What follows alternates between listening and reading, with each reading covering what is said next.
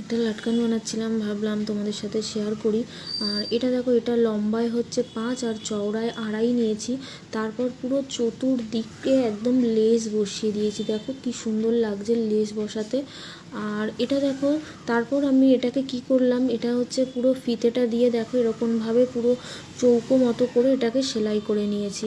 আর যারা আমার কাছে কাজ করো, যারা আমার কাছে ব্লাউজ বানাতে দাও, তারা জানো যে আমার লাটকান বানাতে কতটা ভালো লাগে।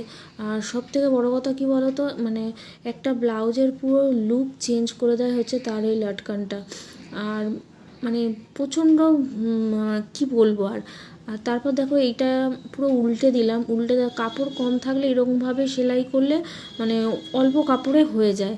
তারপর দেখো পুরো টুকরো কাপড়গুলো এরকম এর ভেতরে এরকমভাবে দিয়ে পুরো একদম যা আমি বেশি দিইনি, কেননা অল্পই দিয়েছি। এবার কেউ যদি মনে করে যে একটু বেশি দেবো, বেশি করে একটু ফুলবে, তারা বেশি দিতে পারো। যেহেতু এটা কম কাপড়ে করা, তাই বেশি দিলে দেখতে ঠিক ভালো লাগবে না, তাই অল্প কিছুটা কাপড়, টুকরো কাপড় দিলাম, দিয়ে এরকমভাবে দেখো তারপর মেশিনে পুরো চতুর্দিকে সেলাই করে দিয়েছি।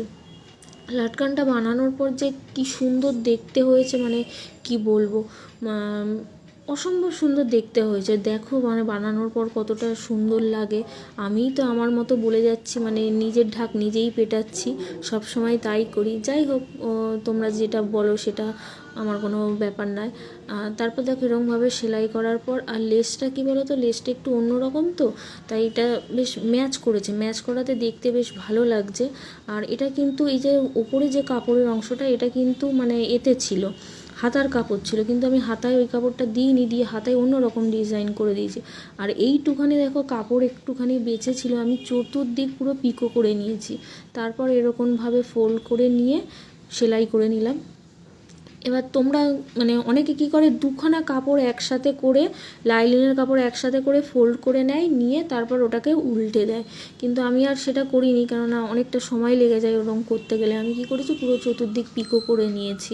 যেহেতু আমার মেশিনে পিকো এমনি নর্মাল সেলাই পুরোটাই হয়, সবটাই হয়, ওই জন্য পিকো করে নিয়েছি। তারপর একটা গোল্ডেন পুঁথি দেখো এরকমভাবে সেলাই করে নিলাম, গোল্ডেন পুঁথি। এবার কেউ যদি মনে করে অন্য কালারিং, মানে এই কালারের পুঁথি দেবো, তো সেটাও দিতে পারো, তবে গোল্ডেন পুঁথিটা একটু বেশি ভালো লাগে। আর এখানে দেখো একটা লম্বা টাইপের পুঁথি এরকমভাবে দিয়েছি, দিয়ে সেম এই জায়গাটায় দেখো এরকমভাবে অ্যাটাচ করে দিয়েছি। মানে সেম এরকমভাবে আমি 4খানা লাটকান বানিয়েছি, মানে ওপরে 2টো ফিতে হবে আর নিচে হচ্ছে 2টো ফিতে হবে।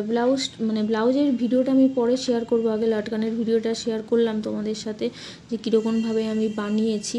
তো সেরকমভাবে মানে ব্লাউজটাও অসম্ভব সুন্দর হয়েছে, মানে শুধুমাত্র লেসটা দেওয়াতে, মানে পরে দেখলে তোমরা বুঝতে পারবে। আর এটা হচ্ছে ফাইনাল লুক এরকমভাবে। এই আমি 2খানা দেখালাম, কিন্তু আরও 2খানা রয়েছে, ওটা পরে তোমাদের দেখাবো। চলো টাটা।